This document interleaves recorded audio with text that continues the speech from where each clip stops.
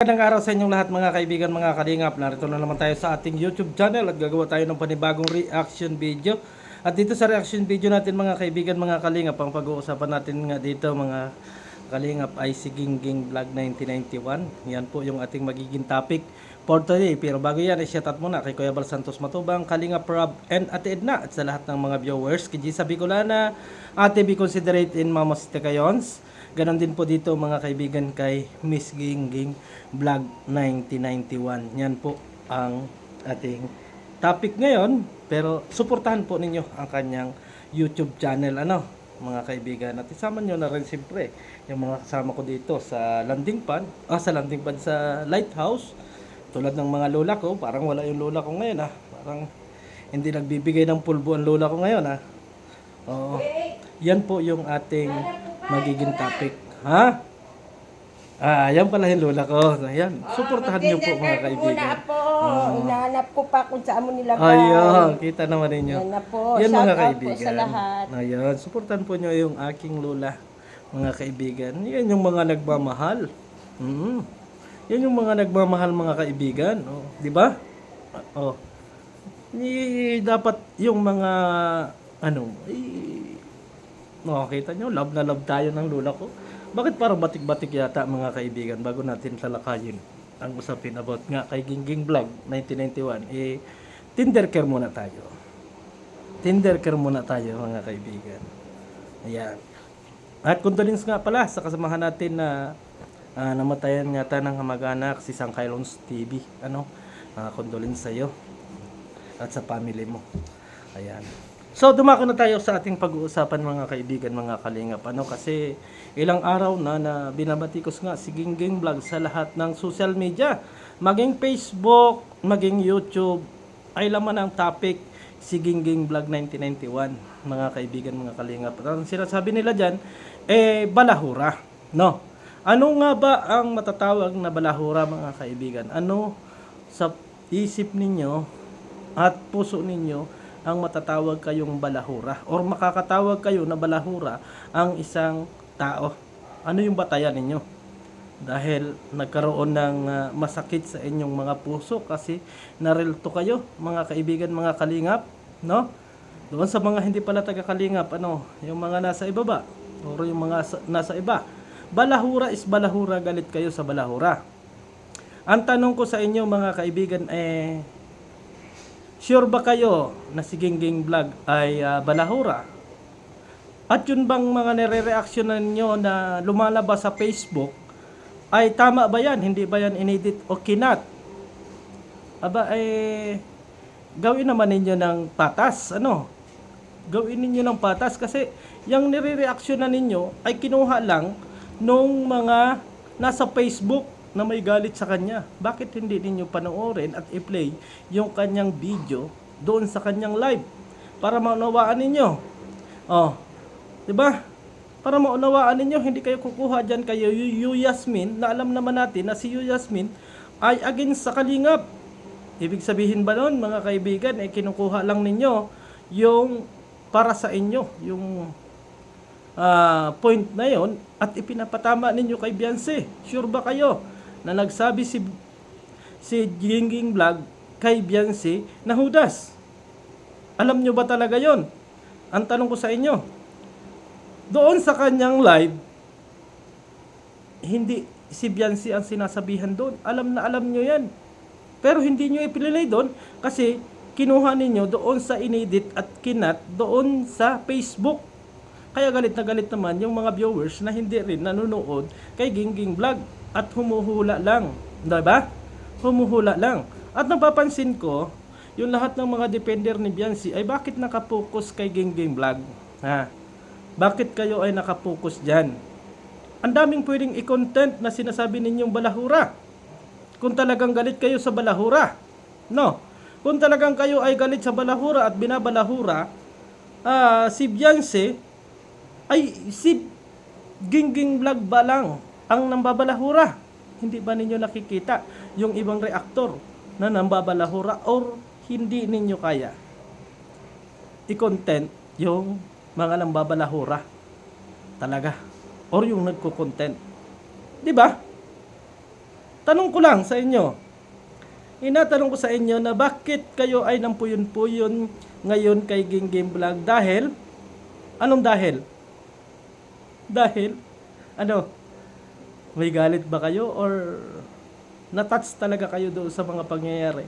Mula sa founder ninyo hanggang sa mga reactor at defender ninyo ay siya yung laman. No, siya yung laman pero hindi ninyo nakikita yung tunay na nang babalahura talaga. Oo, at yung tunay na nagre-reaction. Defender ba kayo?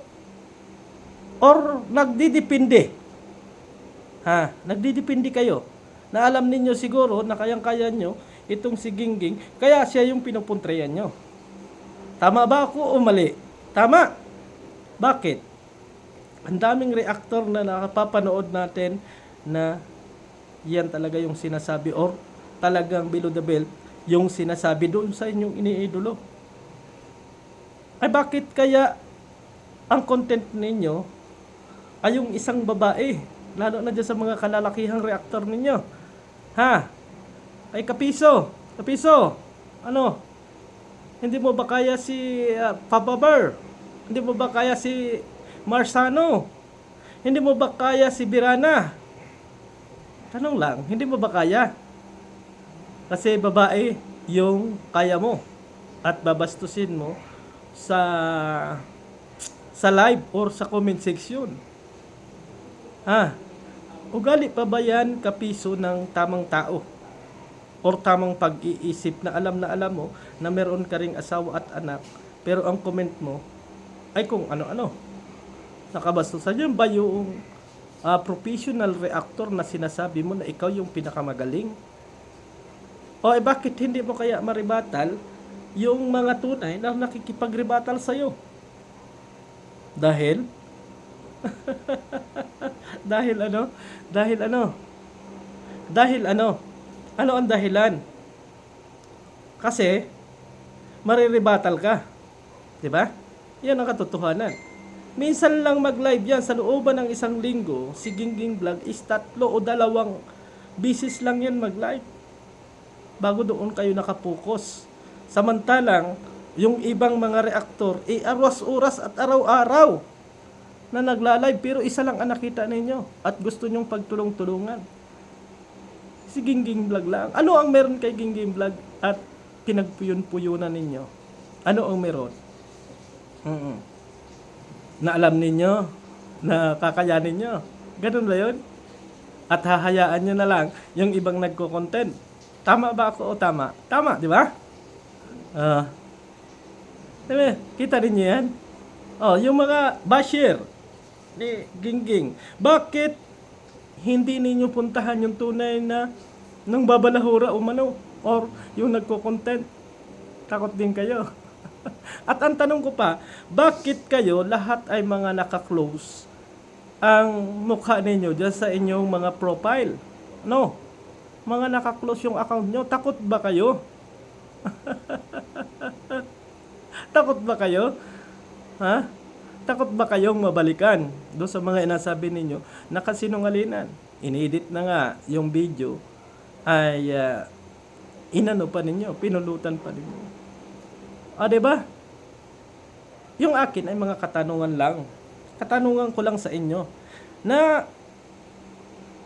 siya lang ba yung nakikita ninyo or pinagtutulungan ninyo pero hindi ninyo nakikita yung iba kasi alam ninyo nariribatal sa inyo. Diba? Diba? Nagtatanggol ninyo yung founder ninyo. Nagtatanggol ninyo yung founder ninyo, yung mga ano ninyo.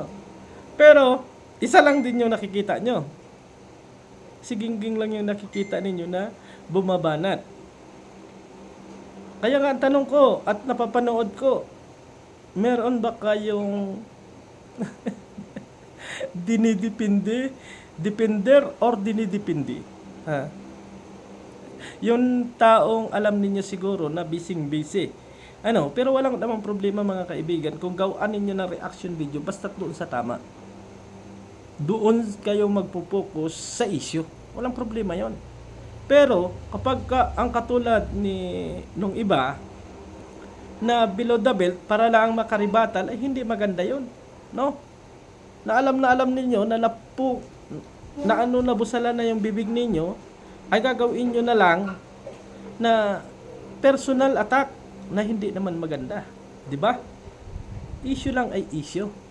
At tulad ng comment ni Kapiso kagabi, sa halip na mag-comment siya ng tama, mag-content siya kung ano man yung gusto niyang malaman at sabihin, kabastusan yung ikinoment. Kabastusan yung kinoment. Ikaw ba, Kapiso, ay may ugali?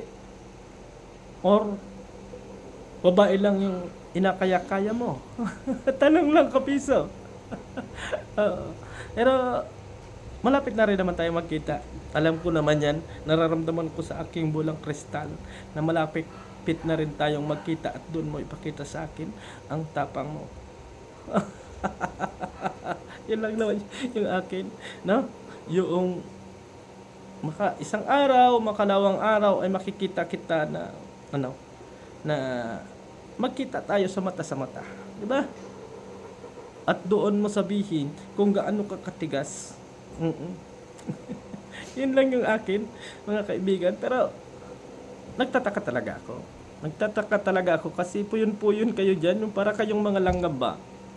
Isa lang yung kinakagat ninyo, hinahayaan ninyo. Hindi ba nyo kaya si Marzano, no? Hindi. Talino, si Marzano. Hindi nyo kaya, di ba? Inatawanan lang kasi kayo ni Marzano eh. Kasi ala daw kayong kareba-rebatan, sabi ni Marzano. Wala daw kayong kabuluhan. Kaya lampuyong-puyong kayo kay Gingging na alam ninyo na sa tuwing isang linggo lang mag-live. 'Di ba? Kaya doon kayo nakapokus, yan ang totoo diyan. Isang live ng tao, ang dami ninyong live. Nagtulong-tulong pa kayo. 'Di ba? Nagtulong-tulong pa kayo, pero yung iba hindi niyo kayang pagtulong-tulungan. Ano yung hinahanap ninyo? Ang dami ninyong hinahanap. Panoorin nyo kasi ng buo. Kasi ang haba naman ng live nyo. Ang hahaba ng live ninyo, pero ang pinapanood ninyo ay yung inedit. Inedit lang. At galit na agad kayo. Aba, ayos ah. Tanong ko lang naman yan, mga kaibigan, mga kalingap. Doon sa dalawa, kay Dr. Lab at saka kay Rolando, okay na. Hindi na po tayo magsasalita dyan.